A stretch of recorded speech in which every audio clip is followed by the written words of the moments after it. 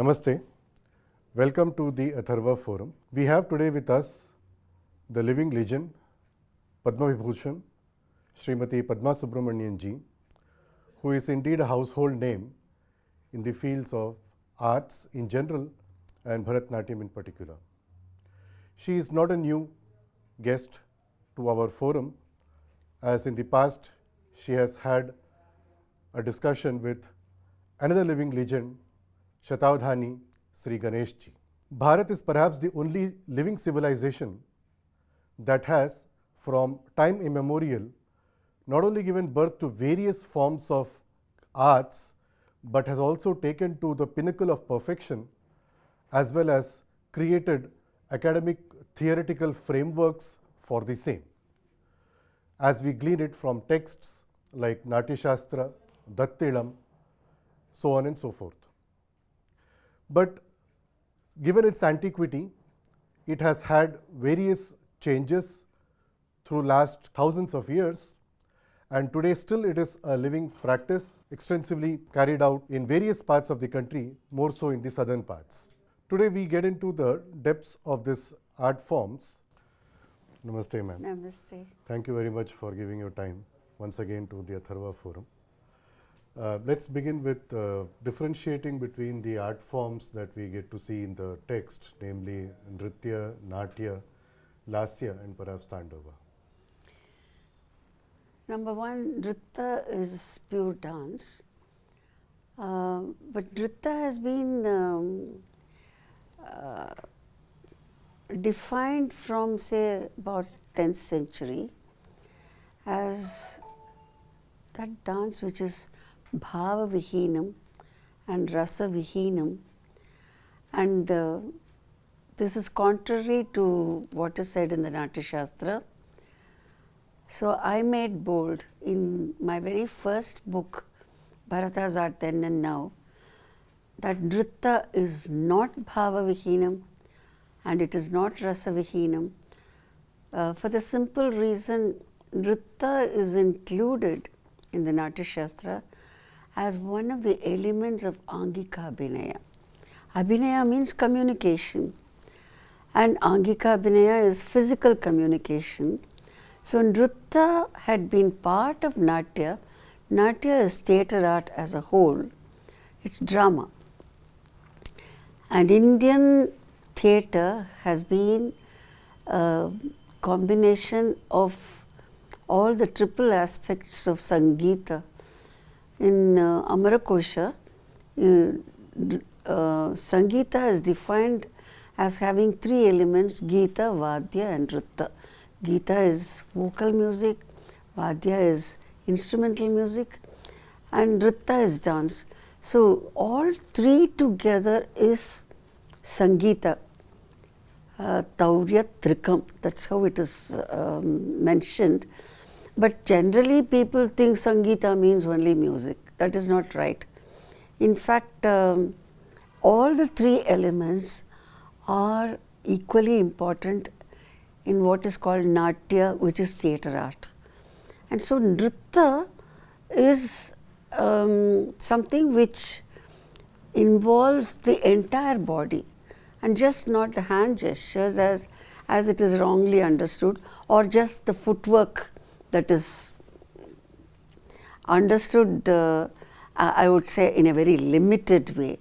Nritya includes the entire body from the head to the toe, and we have a whole pedagogy given in Natyashastra for training for Nritya, and most of the shlokas end saying this is for both actors and dancers.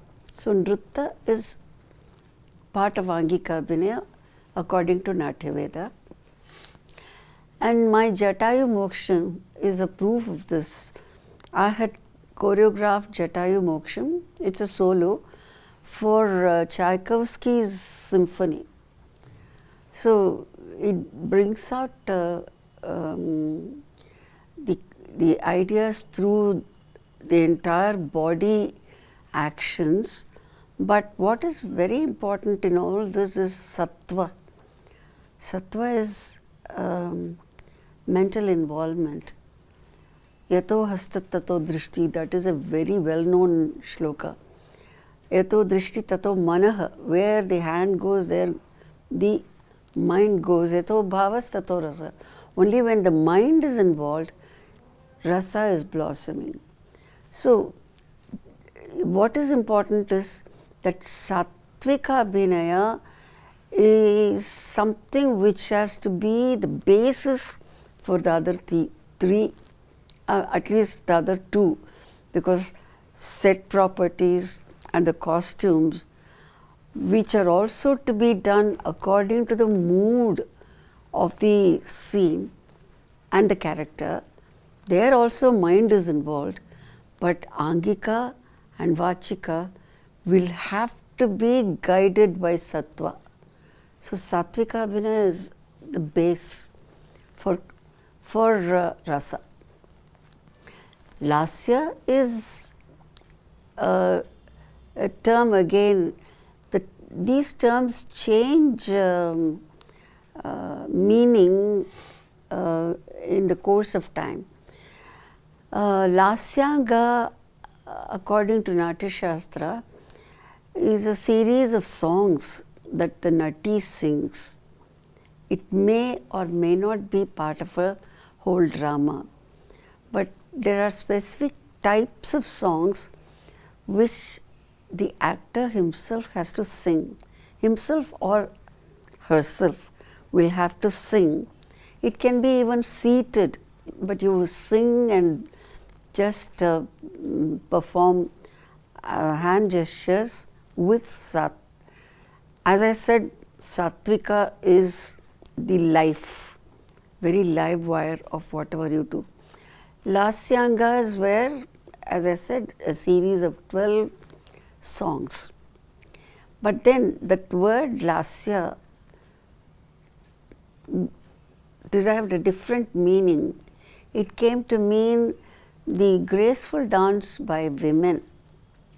The feminine aspect of Nritta is what is conveyed in this term Lasya, and Tandava came to be understood as masculine, vigorous, forceful dance by men, and that again was a later understanding, because these two terms, Tandava and Lasya, had different names during the time of Natyashastra, where Bharata mentions Uddhata Prayoga, forceful usage of the same movements, and Sukumara Prayoga, graceful feminine use for women. But it can be interchanged when it is necessary in theatre, because a man can act as woman and a woman can act as man. So it depends on the character and situation, but the terms keep changing. This is what Tandava and Lasya mean. But Nritta is a common term. I would rather call Nritta and Tandava as synonyms, because the 108 Karanas, which are based on the actions of the body, mentioned in the 4th chapter of Natyashastra, has another term, Tandava. That chapter is called Tandava Lakshana. So it's the very grammar of Tandava. And what do you find as you read the chapter? It is Nritta. Tandava came to be called so because the 108 Karanas were taught by Tandu. Shiva instructs Tandu, one of his attendants, to teach Bharata the Karanas. Because Tandu taught that aspect of Nritta to Bharata, Nritta came to be called Tandavam. So this is what you get, the terms and the history of all that. It's very interesting because the same grammar of dance, when it spreads to the northeast India, where the Thottariya and the Manipuri dance are very prevalent. It is like the Radhas and the Krishna's Leela that are being performed. But when it comes to the vigorous male, that is coming under the category of Tandava, and as you said, the feminine form is generally understood as a Lasya. That brings me to the second question, where not just the performer, but the audience also is equally involved or invested in this whole performance. That is where the Sahridayata concept comes. But before we get into Sahridayata also, the text also tells the audience, informs the audience that if the performance is not within the realms of Auchitya, that it must not be appreciated. Please enlighten us about Auchitya, and how do you think Auchitya has got evolved over a period of time? Well, Auchitya just means something which is appropriate. There's nothing more to it. It can be used even for modern cinema. There are certain scenes which is out of the context of Auchitya. I don't mean only the vulgar scenes. I mean even from the point of view of creating the rasa. Take for instance, in the films, I'm going to talk about films. Now the recent trend, as far as Tamil cinema, I'm not very conversant with Hindi. Tamil cinema, if there is a duet, a love duet between a hero and heroine, Shringar Rasa is something which is blossoming from the bhav, the sthayi bhava called rati. And what is so beautiful about it is there is some secrecy about it. The love making between a man and woman, traditionally even our Indian literature, it can be any language in India, it is something which is very personal. It's personal between a man and woman. And what do we see in our Tamil cinema? For the love making of a hero and heroine, there are 50 dancers behind them. So 50 pairs, or not even that, there are 50 dancers behind. This is not Auchitya. According to concept of rasa, concept of bhava. But again, what has happened is times have changed. Concept of privacy is gone. I had seen in European countries what is normally expected to be done inside a room is happening in the crossroads. There is no difference. There is absolutely no difference. There is no question of privacy. So, blatantly, everything is happening, and concept of coy, concept of shyness, concept of feminine nature is gone, or it is in the process of being lost. So, a lovemaking between two has no privacy. There's no need for privacy in today's society. So this is what the films are depicting, perhaps, or it is the influence of the films that is making the society take it. It's mutual. So this is according to traditional understanding of that bhava and traditional understanding of that Shringara Rasa, it is not Auchitya. So, in Bharata's Natyashastra, we find certain things are to be avoided on the stage. Bharata says that Natya has to be performed in such a way a father-in-law and daughter-in-law sit together and watch a program. A mother-in-law and a son-in-law sit together and watch a program. And you have to have certain decency about it. So things like kissing, for example, Bharata mentions this, or lying on the bed are to be avoided on the stage. So the concept of auchitya changes with time.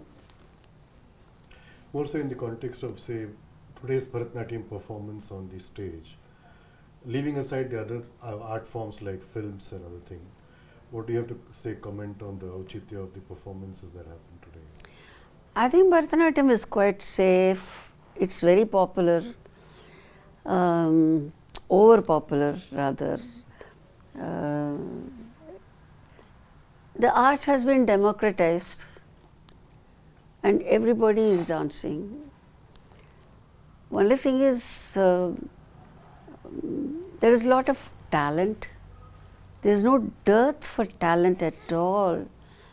In fact, the present generation is more talented than my generation.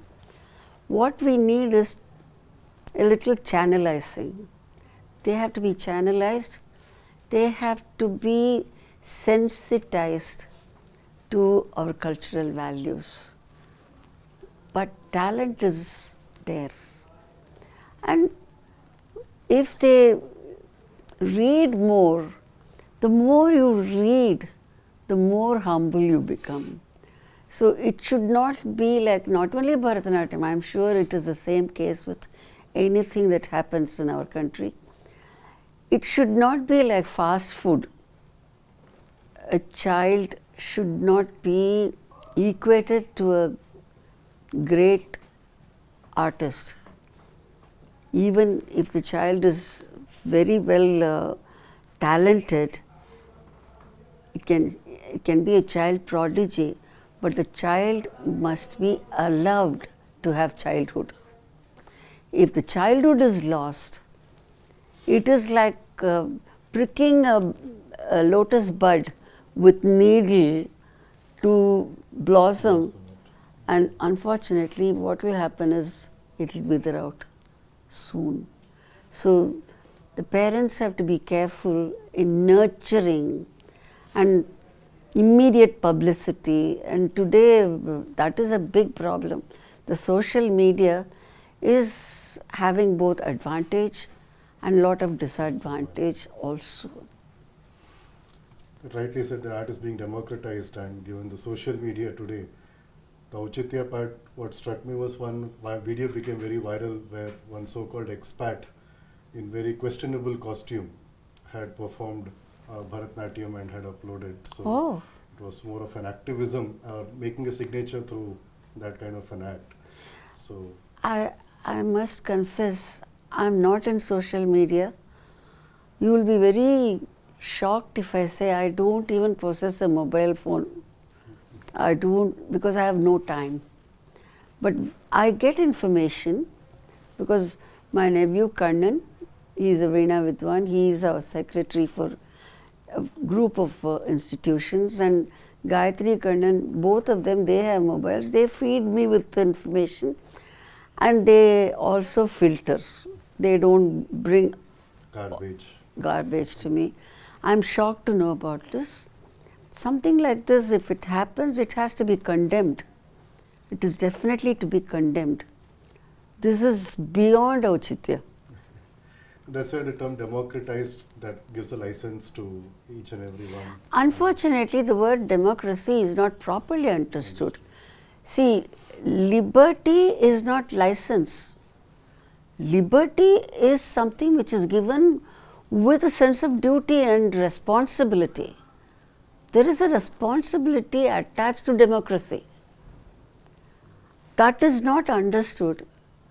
Everything goes So haywire. that is the problem. If that kind of a education system can be given, then these things will not happen.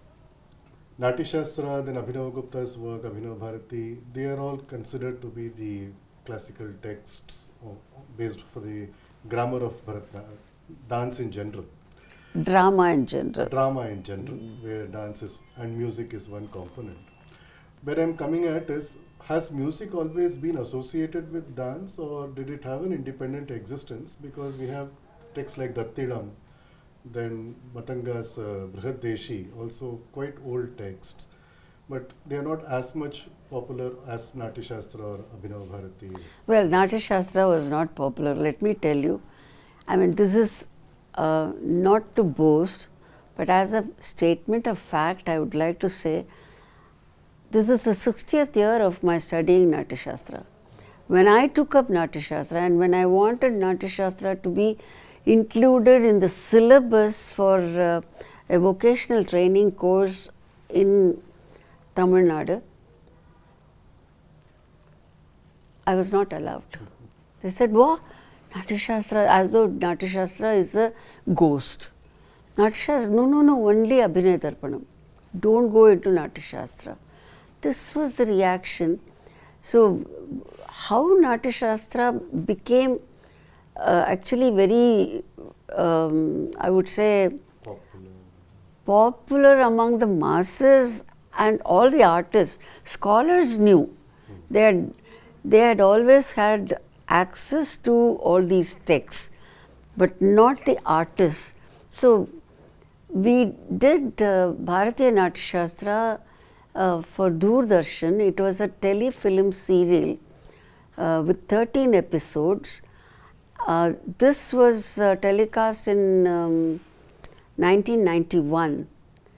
After that, Natyashastra has been talked about, and it has been, not only talked about, lot of artists started studying it also.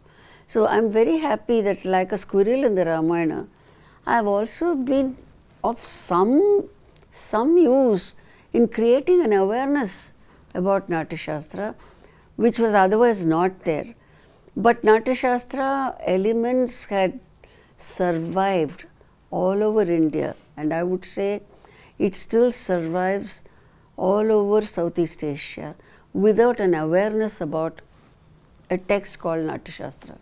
So, Natyashastra was the beginning point of anything about arts. Dattilam is a much later work. What happened was, there was a whole. It was like Ayurveda, looking at the whole body, and not like today's expert. I hope there won't be a day when I have to go to the one ENT hospital for my right nostril and another ENT hospital for my left nostril. Then expertization is very important, but looking at something as a whole, that is very important. I can't take a tablet for my headache and get stomachache.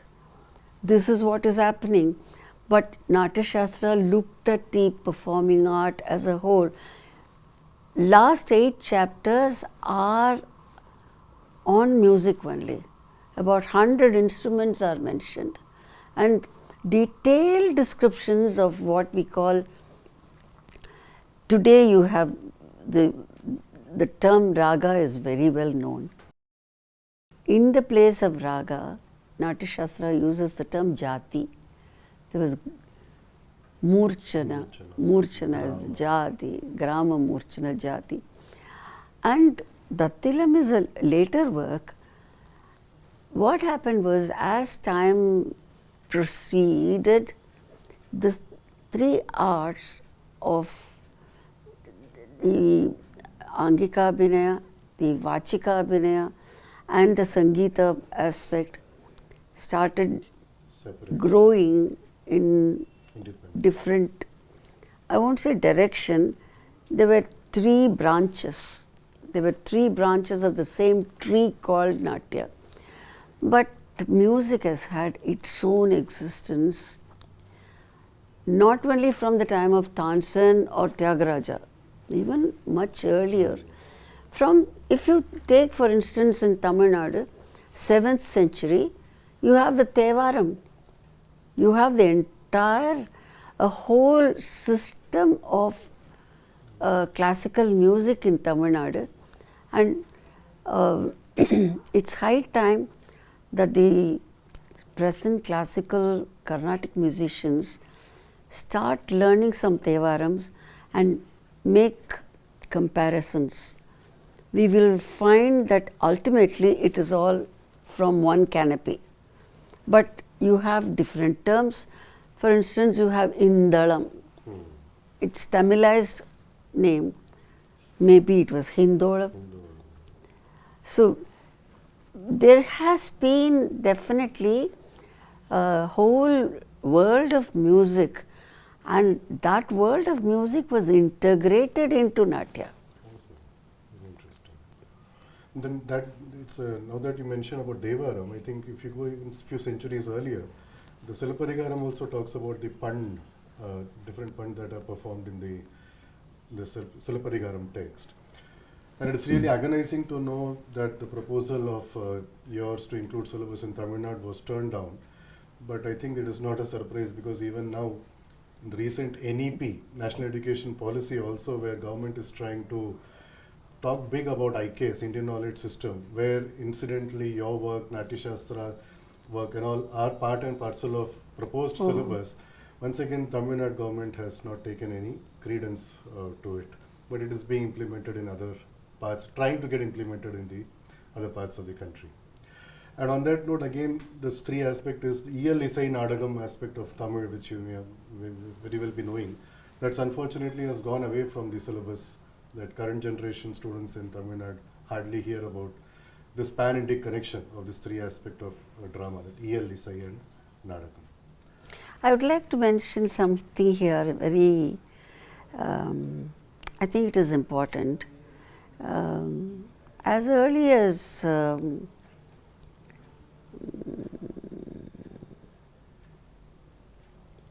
mid-70s, I had choreographed and danced Shilapadigaram.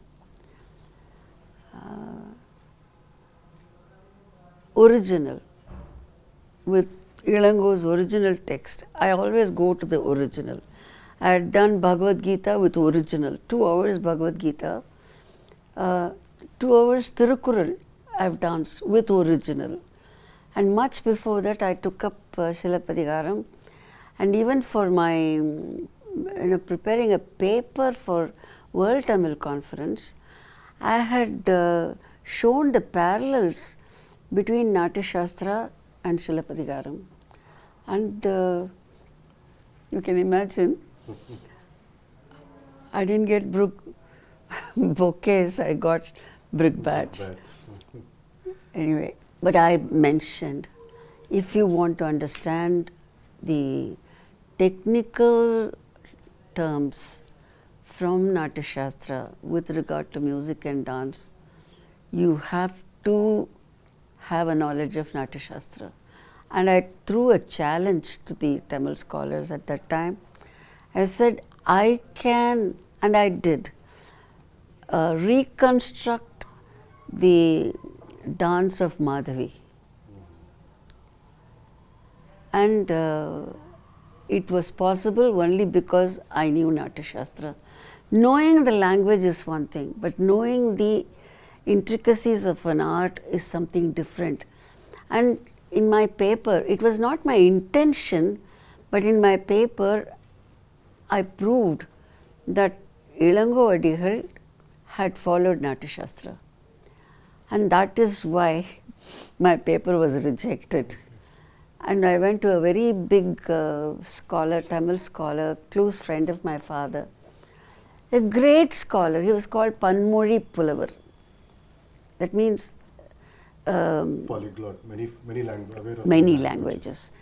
I went to the senior man to ask him to show my paper and ask him what is wrong in my paper. Why was it rejected? I said, I'm not very keen on coming and presenting a paper because they asked me to present. I sent a paper. And I wanted to know because it was only quest for knowledge. It's only a thirst for knowledge. And I still have very open mind. I asked him what was wrong in my paper. You'll be surprised to know, he said, everything was too right in your paper. That's why I only rejected. That was the climax. He said, your paper would look as though Sanskrit is older than Tamil. And it was a Tamil conference, and that paper wouldn't have suited this conference. I said, but truth has to come out. A conference is a place where you deliberate, you debate, and truth has to come out. Instead of shutting, don't you think it has to be deliberated? He said, you are absolutely right, my dear, but with my age, I can tell you, it is not the right time. Very paradoxical because 20 years later, Dr. Nagaswamy has brought out a book showing the parallels, and he has shown that the entire, he gave, I don't think he wrote, he gave a lecture at Kanchipuram University where he said the entire Shilapadigaram is written based on the precepts of Natyashastra. He says it is all based on vrittis mentioned in Natyashastra. So what do you do for that? Yeah, true. Gone are the days of Sanrorku Poya Vilakke Vilakku. Those days are gone, and now everything is anticlimactic there. This Bharatanatyam name, it was known as Sadiraatam. Yes. And that Sadir has got do you think any connection with this Hottariya of Assamese? And in Shilapadigaram also, it is like the arena where it is performed is Sadukkam, which is like the Chatura Vidhi. Do you think all these things make any connection? Sadir, Hottariya? I don't connect it with Sadukkam of Shilapadigaram. Sadukkam is something which is happening crossroads. It is not a dance which was performed in crossroads. Sadir Kacheri, Sadir in Tamil means beauty. Sadira Vedangan. You have that phrase for the Lord also. Sadir, in fact, I had a wrong idea that Sadir could have originated from Sadris in Marathi, showing the court. But you know something? I was so fortunate. My paper was read by Kanchi Mahaswami, whom we all think was God in flesh and blood. He told me that it's not the right thing. He said, and I even connected Satara. He said it is wrong connection. So Sadar, even Andal gives the term Sadirila Mangai. In one of the Pasharams it is there. So Sadar is a Tamil word which was used for the dance that was performed in the court, in the court of kings. And the Devdasi had nothing to do with the Rajadasis who were dancing in the court. I can tell you one thing about Devdasi system, because I am not saying it is based on inscriptions. We have historic record that Devdasi, I understand Devdasi from all those historic sources. Devdasi was a post,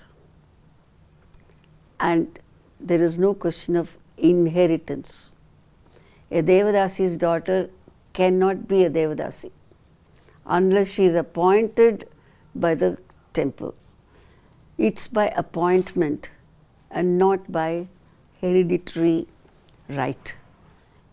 You have 400 names of Devadasis given in one single inscription of Rajaraja Chola in the Brihadishwara temple. It's more than 1,000 years old. He had, when this huge, unprecedented temple was built, he wanted everything to be big, Brihadishwara, everything big, everything cosmic. The Agama Shastra already was popular. Every Shiva temple and many Vishnu temples also had the Devadasi there. They could be Rudra Ganika, different names are there. Dancing inside the shrine and outside the Dvajastambha.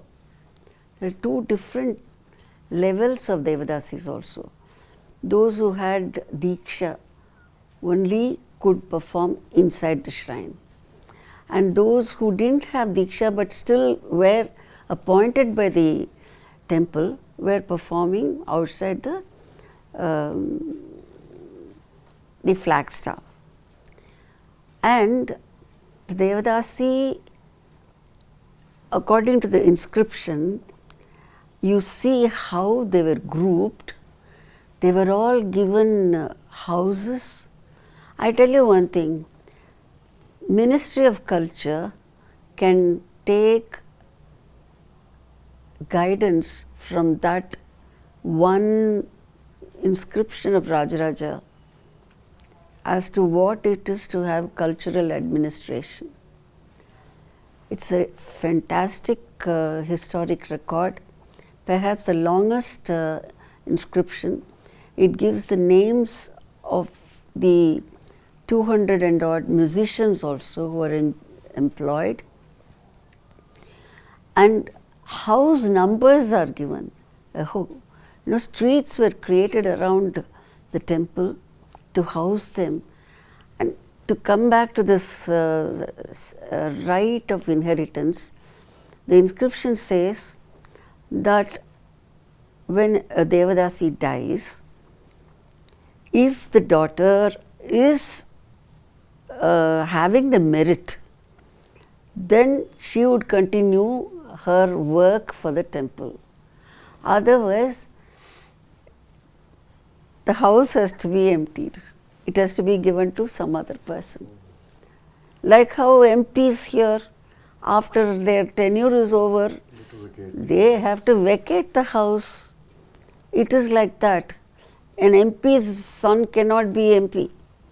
Devadasi's child cannot be Devadasi unless she is initiated, and there are elaborate rules to install a person as Devadasi. I have gone into 2-3 agamas, Shaiva agamas, and how even after initiation, each day how she has to enter, what are the purificatory mantras that are there. So it is an elaborate thing, and Devadasi has been completely wrongly understood, number one. And these days, I am very sorry to say that people who are not Devadasis are claiming to have that power and right of Devadasis, which they don't have.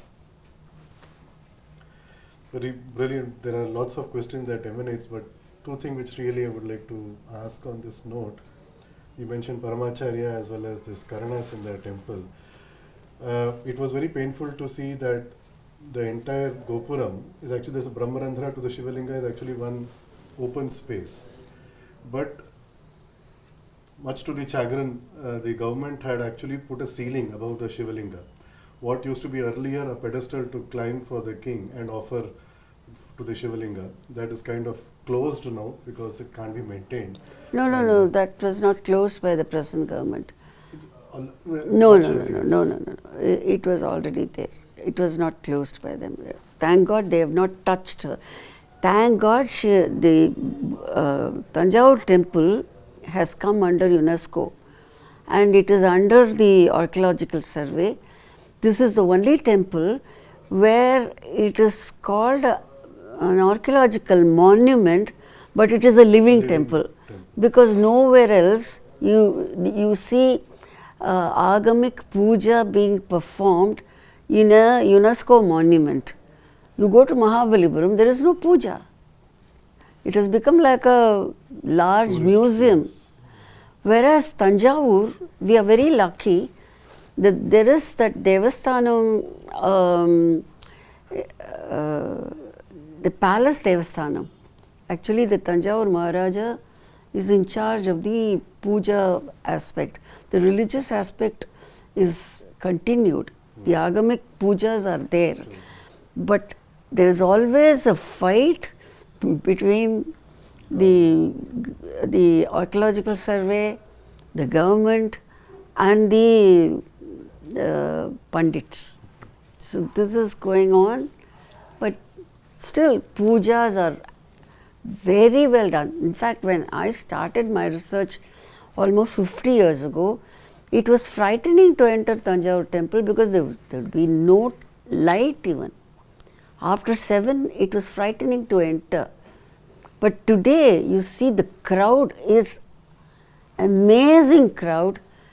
About 10,000 people come for every pradosham.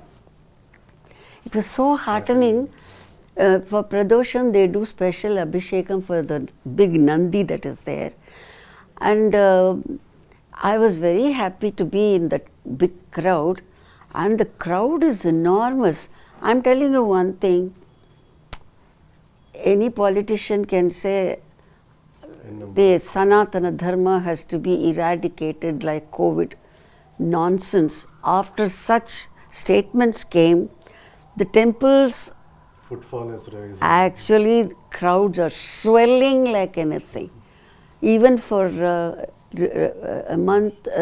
week ago for Paurnami, all Shiva temples had great Annabhishekam and the crowd was unmanageable crowd. So, I am an optimist.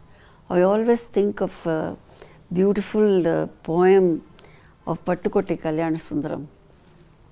He wrote for me when I was just entering teens, Kalayada Kalai Engal Kalaye, which means our arts will never decay. Even if it is intentionally, intentionally somebody comes and distorts our art, it will stay forever. The question that I was wanting to elicit from you was that first tier of that prakara on the Gopura, you had some Karanas inscribed in the wall and it stops at some particular number. It's not inscription, it is carving of the sculptures. Of the 1 to 81 is there. That's why I said the ceiling above the Shivalinga was already done.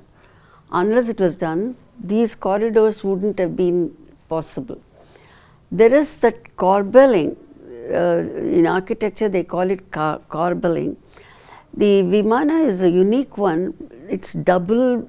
Its base is double wall, and on the double wall, corbelling has been done, and for about 200 and odd feet, you see a conical progression of the Vimana, and they call it Meru. It is, and you can enter around the first year. On the first year, you have the Karana sculptures. It is in the form of Shiva dancing with 4 arms. It was my guru in archaeology, Dr. T. N. Ramchandran, who identified these sculptures as those of Shiva and pertaining to the 4th chapter of Natyashastra.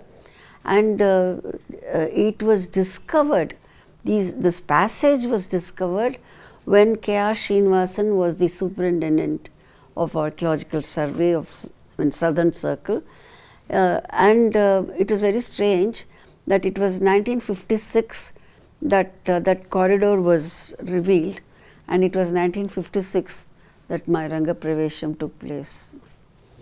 There was something, I think we mutually waited. Did that search through Paramacharya led you to Cambodia to identify all No, these? that was not the search from Paramacharya. After I lost Dr. T.N. Ramchandran as I was doing my PhD, he passed away. I had no guide. At that time, I was very fortunate that His Holiness guided me directly. It's a big story. That will have to be a separate story. I don't want to start talking about that now because it will take a long time. And that maybe last question, when you said this Kalayada Kalaye Namkale, but today as we see in our society and given the social media's presence and art being a very powerful and a lucid media for activism, needless to say both music and dance is weaponized today to target a certain community or certain ideology. Now with this backdrop of Kalayada Kalaye Namkale and the art forms used as weapons, what do you think is the how do you see these current happenings and where do you see the future? It's very unfortunate that the purpose of arts is going out of sight. Even in Natyashastra, the first chapter tells you how Indra and a group of, it was a delegation which met Brahma, saying that in the beginning of Treta Yuga, morals and ethical values of life is coming down. And please create something to see that this is checked and dharma is again propagated. And Brahma meditates and gets the elements from the 4 Vedas and creates the 5th Veda, Natya Veda. And the purpose of drama was to not just entertain but educate and elevate. There are 2 levels. Knowledge is one thing, but wisdom is higher than knowledge. So, because drama has to give you jnana, just not knowledge, it becomes Natya Veda and just not Natyashastra. Shastra is science. Science can open your eyes only to one particular extent. It can be very deep, well, fine, but it won't go beyond. Whereas Veda has its root in vid, meaning knowledge, and jnana. So the very purpose of arts was to entertain, educate and elevate. And if you see the history, you have a graph where it goes up and down, but progress of time is not progress of man. Machine has progressed, man has regressed. I have seen this even among the tribals of Australia. When I went there, Paramacharya had asked me to see the Shiva tribe there. I told him, I can't promise. If it is your wish that I must see them, it will happen. I didn't say I will see them, but that's again another story. I happened to come across a tribe, and that tribe, one man was there, he was a rainmaker. He did some japam and we had rain. Varuna japam, maybe in another way. That man doesn't know English, but that man had powers over nature. He never went to college, he never went to school. What about us? Can you and me bring rain? That's why I said man has progressed. No, mission has progressed, man has regressed. We have lost that mental power, that power of the Atma is not fully utilized. And Natya is a hetu. It's not only Natya, music, Sangeet Jnanamu Bhakti Vina. This is what Tyagaraja sings. If Sangeet Jnana is there, without Bhakti, it is useless. Your voice can produce any damn thing. Okay, 3 sthayis. You can sing in 6 speeds. Of what use it is? If it doesn't touch the hearts of the listeners, only then the rasa is there. And what is rasa after all? Rasa can be understood intellectually argued as 8 or 9. But Abhinav Gupta says rasa is only 1, and that is Atmananda. Whether you cry and enjoy a tragedy or laugh and enjoy a comedy, all that you have done is you enjoyed. Who enjoyed? You. Who are you? At least momentarily, that Anandamaya Kosha is felt. That is rasa. And that is a spiritual enjoyment. And all our arts were meant for this, to lead towards that big goal.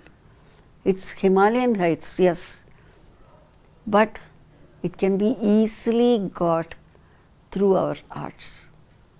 So it is like electricity. You can use it properly or get shock.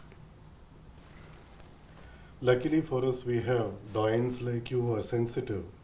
So and I know that you are doing various activities from your personal volition for this true appreciation of art and propagation and, as you say, educate and elevate. Can you briefly also talk about your ventures that you're doing through Natyanjali and through your organization? Well, Natyanjali is something which has been happening for over 30 years.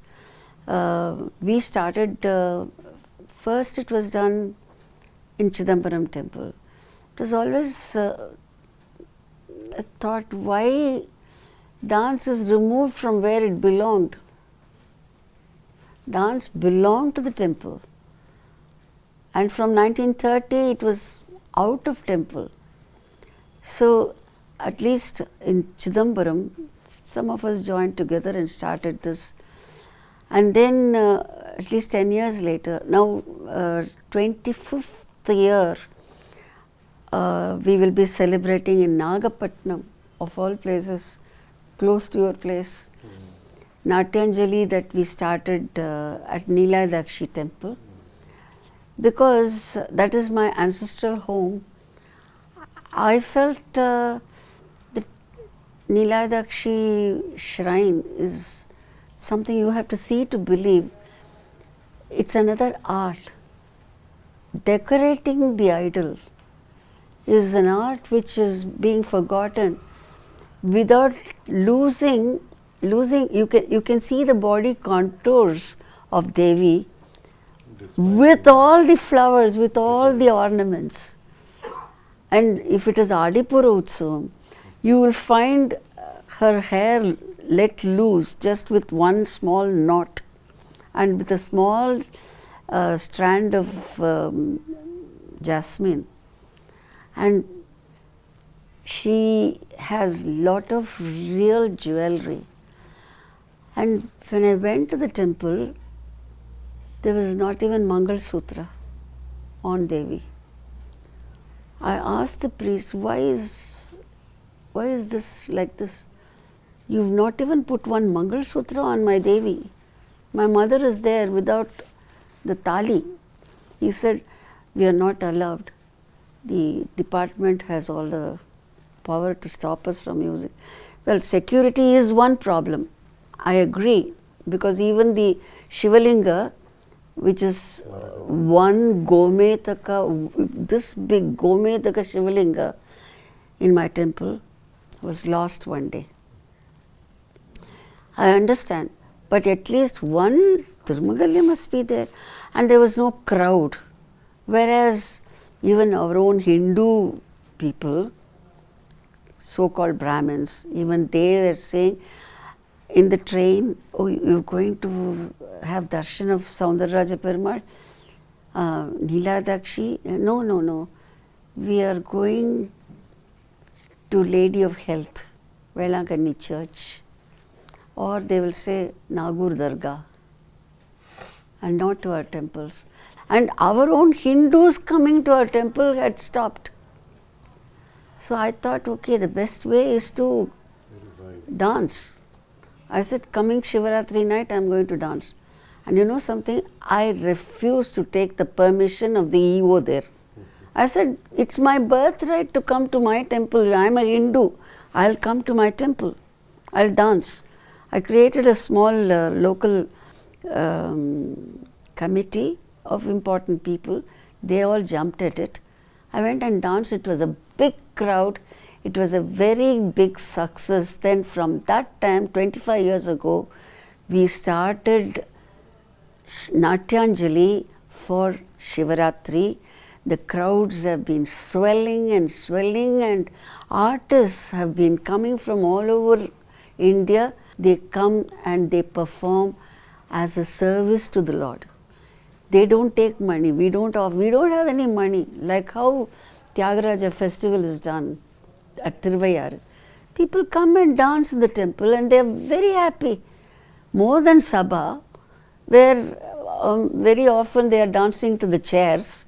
Here you have a crowd, and in the last 25 years, I have to say this, the rasana, the standard of their appreciation in my town has gone up. Now they know, the local common man there knows the difference between good and bad dancing. They know the difference between good abhinaya and wrong abhinaya.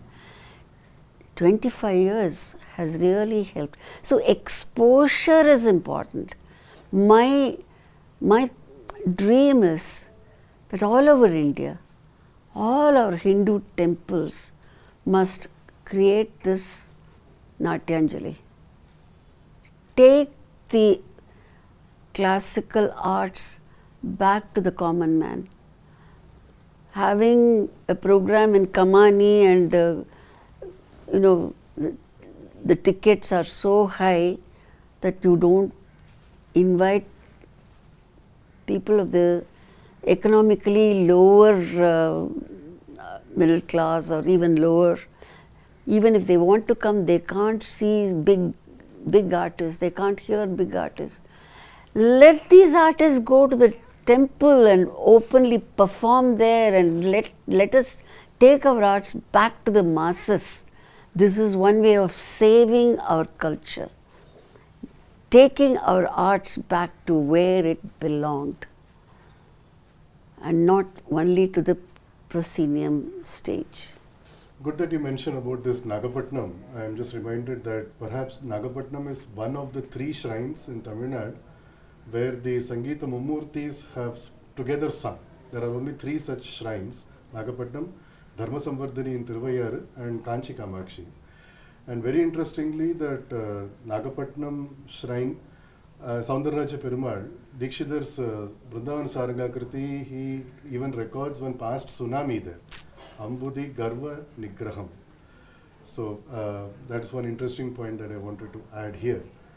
Well, when you said Ambudi, I am reminded of the fishermen of Nagapattinam who have a very close connection with the Neeladakshi temple, because one of the 63 Shaivite saints, we call them Nayanmars, belong to Nagapattinam. Adipatti Nayanar. In Tamil, he is pronounced as Adipatti Nayanar. It is Ati Bhakti Nayanar. He was ardent devotee of Shiva, and I believe every first catch he will leave back in the ocean saying Shivarpanam. And Shiva is now testing him. So for weeks together, there is no catch at all, which means the entire fisher folk are starving. And this man is the chieftain. Now, suddenly he gets a silver fish made of silver. He is not tempted. He says Shivarpanam and leaves it. So again, the whole tribe is starving. And then he gets a gold fish. Again he says Shivarpanam and leaves it. At that time, Shiva appears with Amba, and after that they are very happy.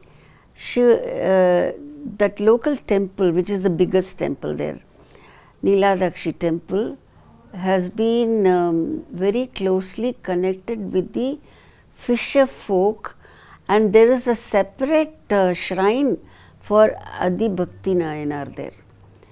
And after we started the Natyanjali, slowly I started involving the fisher folk also, and they renovated the entire mandapam on their cost, and we revived this Adipatti Nayanar festival.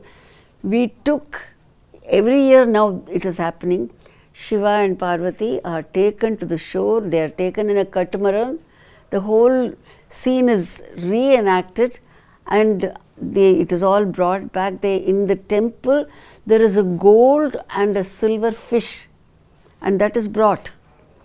And then puja is done on the shore, and they bring the chaparam back to the temple. This also has been revived after we started Natyanjali. So this is how it's a woven. Everything is woven in our culture. You can't separate one group from another group, which is very wrong. It is all in a webbed state. It's like a carpet. That is our culture, and that's our religious culture, and that's our spiritual culture. That's wonderful. As you said, yato manah tato bhava, yato bhavas tato rasaha. And through your active intervention, you have kind of created that rasanubhava among your so-called villagers who are now know what auchitya as far as the performance is concerned. So thank you very much, ma'am. And through these interventions where the art is brought back to the masses where it truly belongs, and through performances in temples, be it dance and music, and through government intervention, through national education policy where art is again brought back to the curricular central focus, we can hope for better times. And as you said, the purpose of art is for bringing that ananda, and that's the Upanishadic statement, because anandena jatani jivanti, and that is the pinnacle of our existence itself. With these hopes, we thank you once again on behalf of my personal behalf and Atharva Forum for your time and valuable guidance. Thank you very much, madam. It was my pleasure talking to you, and my best wishes to Atharva, doing a great service. Thank you. I request our audience to subscribe to Atharva Forum channel if you have not already done. Namaste.